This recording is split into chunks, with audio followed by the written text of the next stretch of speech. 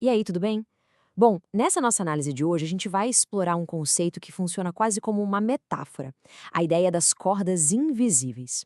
Sabe aquelas cordas que guiam o comportamento humano o tempo todo, sem a gente sequer se dar conta? Pois é, desde o nosso jeito de falar até aquela escolha de carreira super importante que a gente faz, existe todo um sistema gigante e complexo operando ali, bem nos bastidores da nossa vida diária.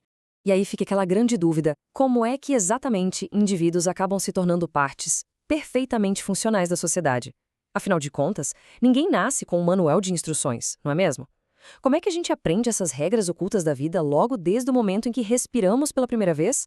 Ou melhor, como é que saímos daquele estado de recém-nascido, guiado puramente pelo instinto, para nos transformarmos em cidadãos complexos que entendem as normas, os valores e toda a conduta social? Bom, a resposta para todas essas perguntas tem nome e sobrenome: socialização. É basicamente aquele processo contínuo de ir assimilando os códigos e os padrões culturais dos grupos ao nosso redor. É literalmente o que nos transforma em seres sociais. Para os sociólogos Peter Berger e Thomas Luckmann, a coisa toda gira em torno de uma ideia central.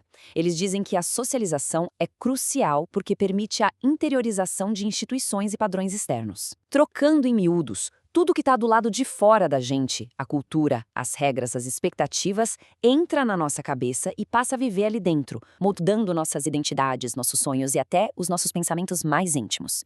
Para mapear direito como funciona essa engrenagem invisível, nosso roteiro de hoje vai passar por 5 pontos centrais. Primeiro, o processo de socialização. Depois, a gente vê regras e cultura. Em seguida, escolhe capital cultural. Aí, entramos em pedagogia decolonial. E, para fechar, interações e papéis sociais. Então, começando pela parte 1, o processo de socialização, do micro ao macro. Na prática, o nosso aprendizado social acaba sendo dividido em duas grandes etapas. A primeira é a socialização primária, que começa exatamente no nosso nascimento. Sabe aquele convívio diário super íntimo, ali dentro do núcleo familiar? Aquele ambiente cheio de afeto e relações super diretas? Essa é a nossa grande base de tudo. Aí entra em cena a socialização secundária. Ela dá as caras no final da infância e não para nunca mais. Segue pela vida toda. É o momento em que a gente meio que corta aquele cordão emocional exclusivo da família e se depara com um mundo bem mais amplo. As instituições educacionais, o ambiente de trabalho e, claro, hoje em dia, as redes sociais. Essas ferramentas atuam de forma muito forte para moldar nossos comportamentos e as opiniões que a gente forma lá fora. E isso nos leva à parte 2: regras e cultura, a diversidade da socialização. Para entender o peso e a diversidade da socialização, basta olhar para o nosso próprio vocabulário.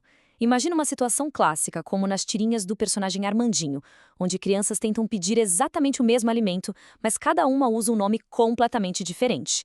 Uma pede aipim, a outra fala mandioca e a terceira solta macaxeira. É muito curioso. A língua portuguesa, que é essa imensa herança histórica, atua como nosso grande elemento comum de socialização.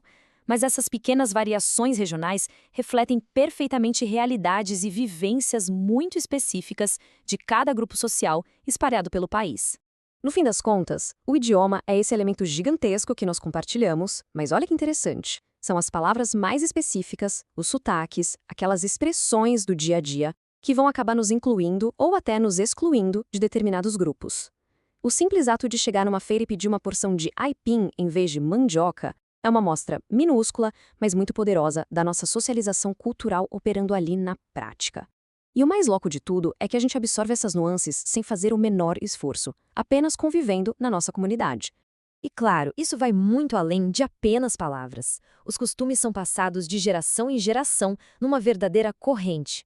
Por exemplo, observando o grupo Reisado Mirim, lá na comunidade quilombola de Inhayum, em Pernambuco, é possível ver os mais jovens aprendendo a tocar os instrumentos, se integrando de corpo e alma aos valores dos seus antepassados. Outro exemplo fantástico são as escolas de samba nas periferias urbanas, onde a gente viu uma mistura incrível de tradições afro-brasileiras se encontrando com elementos da cultura europeia.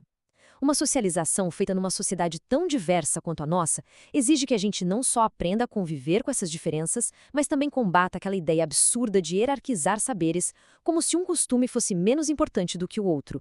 Avançando na nossa explicação, chegamos à parte 3: escola e capital cultural, instituições e desigualdades.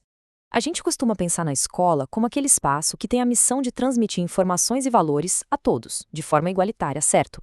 Pois bem, o sociólogo francês Pierre Bourdieu trouxe um conceito que nos faz repensar isso de forma bem profunda. É o chamado capital cultural. Basicamente, ele se refere ao conjunto de recursos que uma pessoa adquire por meio de sua trajetória social e familiar, como conhecimentos, habilidades e certos costumes. O Bourdieu alertava que as instituições escolares podem acabar reproduzindo as desigualdades sociais se adotarem um modelo de ensino que ignore as origens totalmente diferentes dos estudantes, valorizando apenas um tipo específico de bagagem prévia. Quer ver um exemplo bem prático de como isso funciona? Pense no impacto de um passeio em família para visitar uma exposição, digamos, no Museu do Pontal, no Rio de Janeiro. Visitar museus é uma maneira super direta de construir esse capital cultural fora da sala de aula. O estudante que tem esse tipo de acesso rotineiro e passeia pelos corredores aos fins de semana acaba absorvendo com muita naturalidade um monte de referências valiosas sobre arte e sobre história. Agora vamos colocar isso em perspectiva e imaginar dois estudantes.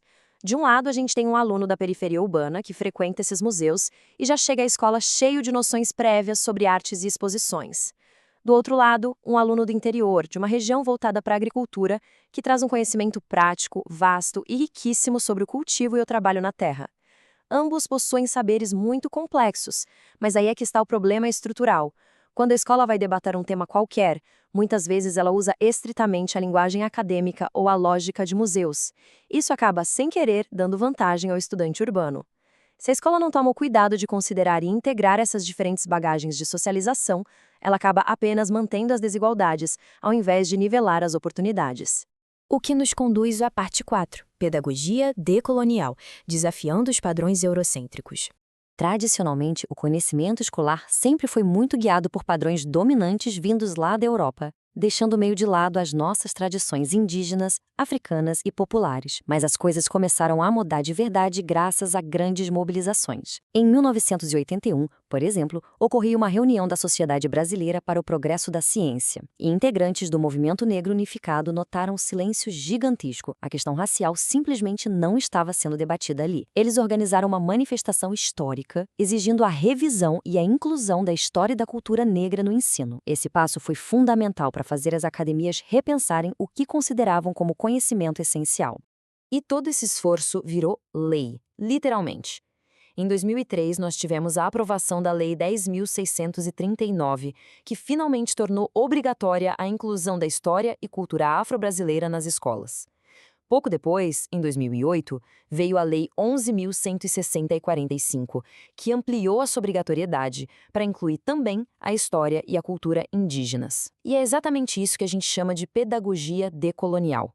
Trata-se de um conjunto de ações voltadas a valorizar formas diferentes de compreender o mundo, quebrando aquela estrutura focada apenas no modelo eurocêntrico e batendo de frente com a desigualdade enraizada nas instituições. Vamos então para a nossa quinta e última parte, interações e papéis sociais, a nossa performance diária. Depois de toda essa socialização construída, como é que a gente se relaciona uns com os outros? O ponto crucial aqui é que, por mais variadas que sejam as nossas interações, elas tendem a se encaixar em padrões incrivelmente estáveis. A gente pode estar no modo de cooperação, seja dividindo as tarefas domésticas ou montando um trabalho em grupo. A gente pode estar competindo, como num torneio de esportes ou nos vestibulares da vida. Ou, claro, podemos entrar em conflito, daquelas tensões de trabalho entre chefia e funcionários a grandes disputas de classe. Em resumo, as nossas interações vão sempre repetir esses formatos centrais. E vai muito além da interação pura e simples. A sociedade o tempo inteiro exige da gente uma conduta que seja reconhecida e aceita. Se a gente entra numa festa de aniversário, o nosso cérebro já liga o modo de celebração e sabemos certinho qual comportamento é esperado. Agora, se a gente entra em um velório, a postura muda instantaneamente. Aquela socialização primária e secundária lá do começo foi tão bem sucedida que nos treinou para, de forma quase instintiva, lermos qualquer sala e nos adaptarmos imediatamente às expectativas invisíveis de cada ambiente.